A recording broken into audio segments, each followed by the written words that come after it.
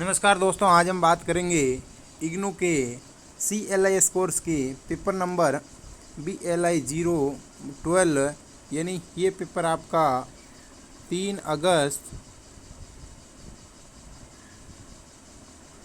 2021 को हुआ था। इस पेपर के सॉल्यूशन के बारे में बात करेंगे। तो आप सभी से एक निवेदन रहेगा कि मेरे चैनल को ज़रूर सब्सक्राइब कर देना, ताकि नेक्स्ट कोई भी वीडियो डालूं तो उनका सबसे पहले नोटिफिकेशन आप तक पहुंचे, तथा इग्नू से संबंधित कोई भी जानकारी सबसे पहले उसका नोटिफिकेशन आप तक पहुंचे। इसलिए आपसे निवेदन है कि आप चैनल को ज़रूर सब्सक्राइब करें। अब हम बात करेंगे इस पेपर के सॉल्यूशन के बारे में। क्वेश्चन नंबर 1, वर्गीकरण एक ऐसी प्रक्रिया है जिसके द्वारा अव्यवस्थित चीज़ों को खाली जगह दी जाती है, यानी व्यवस्था क्या दी जाती है, अव्यवस्थित चीज़ों को व्यवस्था दी जाती है। 3 नंबर राइट है। किसी पुस्तकालय में पुस्तकों को उनके आधार पर विभाजित और व्यवस्थित किया जाता है, किसके अनुसार, इसके विषय के अनुसार। नेक्स्ट, कुछ चीज़ों में सामान्य खाली जगह के आधार पर चीज़ों को अलग करने के वर्गीकरण किया जा सकता है, किसके आधार पर, उनके अभिलक्षण के आधार पर। साधारणीकरण और खाली जगह के लिए ज्ञान का वर्गीकरण करना अनिवार्य है, इसके समझ के। क्वेश्चन नंबर 5, जिस प्रकार ज्ञान वर्गीकरण का संबंध ज्ञान से है, उसी प्रकार पुस्तकालय वर्गीकरण का संबंध पुस्तकालय से है। आगे बात करते हैं क्वेश्चन नंबर 6, पुस्तकालय वर्गीकरण के फलस्वरूप पुस्तकों को खाली जगह दिया जाता है, क्या दिया जाता है वर्गीकरण में, प्रत्येक पुस्तक को उसका वर्ग संख्या दी जाती है, तो वर्गों में बांटकर उसका वर्गीकरण किया जाता है। पुस्तकालय वर्गीकरण का मुख्य उद्देश्य एक ही लेखक की सभी पुस्तकों को साथ में लाना है, यानी एक लेखक द्वारा जितनी भी सभी पुस्तकें जो एक स्थान पर मिल सके, ढूंढने में आसानी हो सके, इसलिए एक जगह लाई जाती है, यानी ये कथन सही है। धर्म अर्थ काम मोक्ष वर्ग वर्गीकरण के फलस्वरूप, यानी ये धर्म अर्थ और काम मोक्ष 4 अलग वे, उनसे क्या उत्पन्न हुआ है, उनसे ज्ञान की उत्पत्ति हुई है। नेक्स्ट चलते हैं क्वेश्चन नंबर 9, पुस्तकालय वर्गीकरण किसी पुस्तकालय के पुस्तकों के व्यवस्थापन को खाली जगह क्या करता है, व्यवस्थापन को लोकप्रिय बनाता है।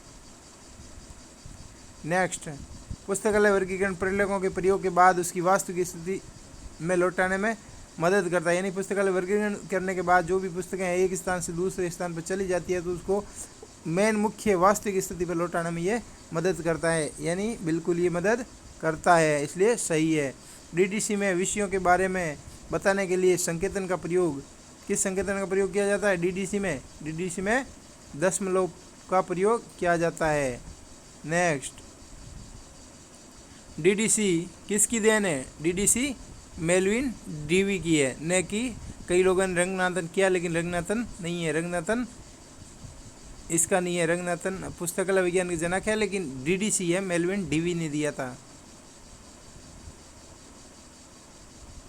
नेक्स्ट, किसी पुस्तकालय में निम्न में से किसको उनके शीर्षकों के अनुसार वर्ग के अनुसार व्यवस्थित किया जाता है, यानी किसके अनुसार किया जाता है, उनके शीर्षकों को, यानी पत्र, ये हो जाएगा पुस्तक नंबर 1 राइट हो जाएगा। नेक्स्ट चलते हैं क्वेश्चन नंबर 14, किसी वर्गीकरण के पदानुक्रमित अंकन विषयों के सामान्य से विशिष्ट संबंध को दर्शाने में मदद करता है, बिल्कुल ये मदद करता है, इसलिए हो जाएगा सही। पक्षानुक्रमित वर्गीकरण पद्धति के बारे में कौन सा कथन सही नहीं है, ये वर्ग संख्याएं बनी बनाई होती है, बिल्कुल होती है। ये उदाहरण के लिए पक्ष बनाए जाते हैं, पक्ष बताए जाते हैं, बिल्कुल पक्ष ही बताए जाते हैं। वर्ग संख्या संश्लेषित होती है, बिल्कुल होती है। वर्ग संख्या छोटी होती है, छोटी नहीं होती है, वो उस पर डिपेंड नहीं करती है, ये गलत हो जाएगा।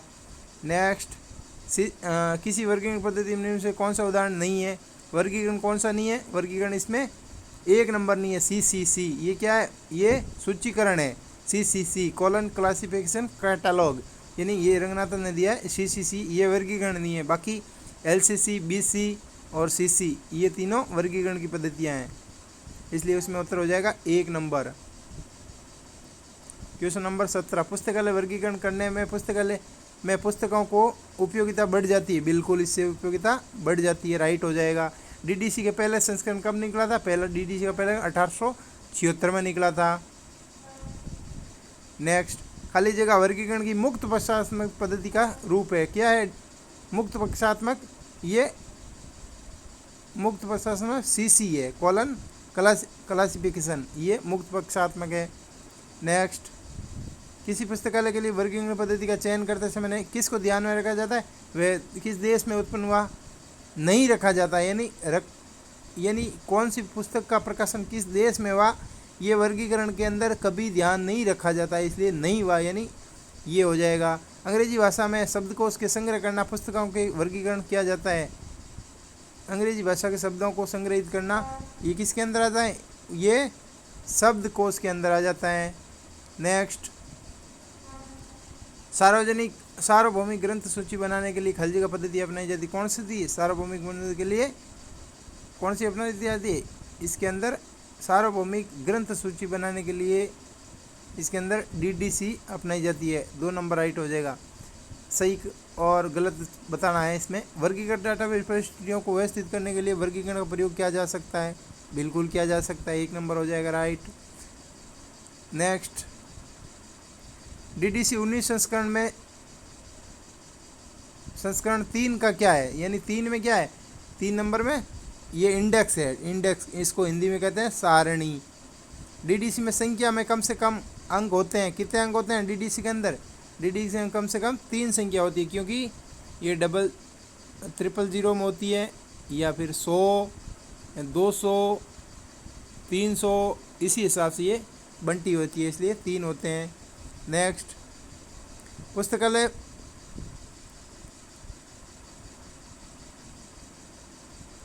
नेक्स्ट क्वेश्चन है, पुस्तकालय प्रेस सूची पुस्तकालय संग्रह के लिए होता है, किसके? ये सूचक होता है, संग्रह का सूचक होता है। नेक्स्ट, पुस्तकालय प्रेस सूची निम्न में से किसको विषय के प्रलोभ उल्लिखित नहीं है? क्या नहीं है? पुस्तकालय प्रेस सूची में निम्न में से किसके विषय के प्रलेख उल्लेख नहीं किया है? गंध प्रतत्व, स्थान, विषय, कीमत, यानी कीमत का उल्लेख किया जाता है, विषय भी किया जाता है, स्थान भी किया जाता है, गंध प्रतत्व का उल्लेख नहीं किया जाता है।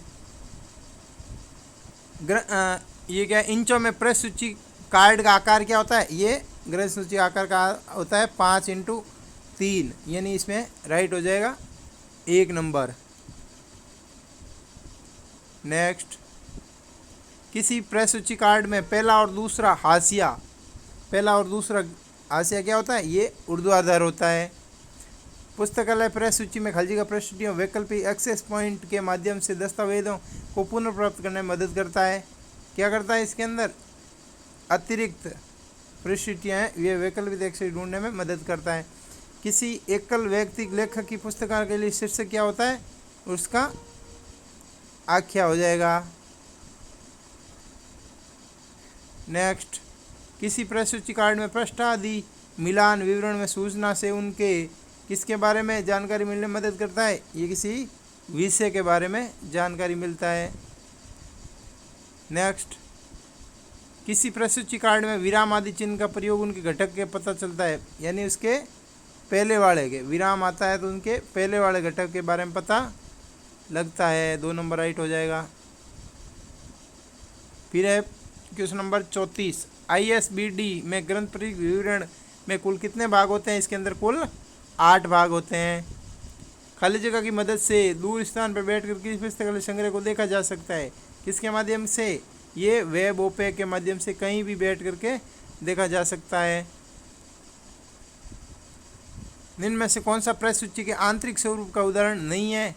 लेखक प्रेस सूची, आख्या प्रेस सूची, वैसे ये इसके अंदर कार्ड प्रेस सूची, ये इसका उदाहरण नहीं है। वर्गीकृत प्रेस सूची में कितने भाग होते हैं? वर्गीकृत प्रेस सूची के टोटल 4 भाग होते हैं। किसी वर्गीकृत प्रेस सूची में प्रतिनिर्देश प्रविष्टि किस भाग की फाइल पर होता है? या ये होता है वर्ग क्रमानुसार, यानी वर्ग के क्रमानुसार होता है। 2 राइट हो जाएगा। किसी प्रयोक्ता द्वारा अपने दस्तावेजों का सर्च करते समय किस लिंक पर देखे जाने की उपेक्षा नहीं की जा सकती है? यानी जो आज तक जिसको कभी नहीं खोजा गया है या ऐसी नहीं जी, इसके अंदर हो जाएगा देखे जाने की अपेक्षा नहीं की जाती, यानी इसके अंदर अवांछित असंदर्भित ना देखा जाने वाली, ये जिसको ना खोजा गया है। इसके अंदर ये 3 नहीं है, इसके अंदर 4 नंबर राइट हो जाएगा। AACR2R कब प्रकाशित हुआ था? ये 1978 में हुआ था। इसके अंदर 2 नंबर राइट हो जाएगा। AACR2R का भाग फर्स्ट संबंध किसी परिस्थिति की खाली जगह विभिन्न प्रकार की विवरणा का होता है। किसके अनुसार होता है? ग्रंथपरक तथ्य के अनुसार। छोटे पुस्तकालय के लिए प्रस्तुतिकरण की जानकारी विवरण के खाली जगह के अनुसार दी जाती है, यानी इसके पहले वाले के अनुसार विवरण के दी जाती है। नेक्स्ट, दायित्व कथन एरिया को किससे अलग दर्शाता है? ये अल्पविराम द्वारा अलग दर्शाता है। खाली जगह संयोजन में नथिंग बिफोर समथिंग नियम की पालना की जाती है। शब्दतः अक्षरतः उपयुक्त दोनों, यानी ये शब्दतः और अक्षरतः उपयुक्त दोनों द्वारा की जाती है। फिर है सही गलत का चयन करना है। किसी पुस्तकालय में दुर्लभ और पुरानी पुस्तकों का ओपन एक्सेस में रखी जाती है। बिल्कुल ही ओपन एक्सेस में पुरानी पुस्तकों को रखी जाती है, 1 राइट हो जाएगा। किसी पुस्तकालय में स्टैकिंग पद्धति का उद्देश्य स्थान की बर्बादी को कम करना, बिल्कुल स्पेसिंग कम करने के लिए स्केटिंग की जाती है, सही हो जाएगा। पुस्तकालय का सीधा संबंध सेल्फ संशोधन का एक भाग है, बिल्कुल है एक भाग, सही हो जाएगा। 48 मानचित्र, कंप्यूटर फाइल और ऑडियो सामग्री, ये किसके उदाहरण है? ये ग्रंथेतर सामग्री कहलाती है। CCC किसकी देन है? ये SR रंगनाथन की देन है। AACR2R के प्रकाशन के नाम से संकेत चिन्ह क्या है? उसका संकेत चिन्ह अल्पविराम है। इसका हो जाएगा 4 नंबर अल्पविराम। धन्यवाद दोस्तों, ये था आपका BLI 012 नंबर। और दूसरे पेपर के सॉल्यूशन के लिए हमारे चैनल को ज़रूर सब्सक्राइब करें, ताकि हमारा नेक्स्ट जो भी वीडियो डालें उसका नोटिफिकेशन आप तक सबसे पहले पहुंच सके। और इग्नू के किसी भी कोर्स के सॉल्वर्ड असाइनमेंट, यदि आप सॉल्वर्ड असाइनमेंट लेना चाहते हो, किसी भी कोर्स का असाइनमेंट न्यू फाइल में एकदम न्यू वाला लेना हो, तो आप हमारे इस वीडियो के नीचे डिस्क्रिप्शन के अंदर व्हाट्सएप का लिंक दे रखा है, वो ज्वाइन करके आप हमें संपर्क कर सकते हैं। वहाँ हमारा मोबाइल नंबर, व्हाट्सएप नंबर, सारी चीज़ें मिल जाएगी, वहाँ से आप हमें संपर्क कर सकते हैं। और हमारे चैनल को सब्सक्राइब करना नहीं भूलें, सब्सक्राइब जरूर करें, ताकि जो भी नेक्स्ट वीडियो डालें उसका नोटिफिकेशन सबसे पहले आप तक पहुँच सके। धन्यवाद दोस्तों।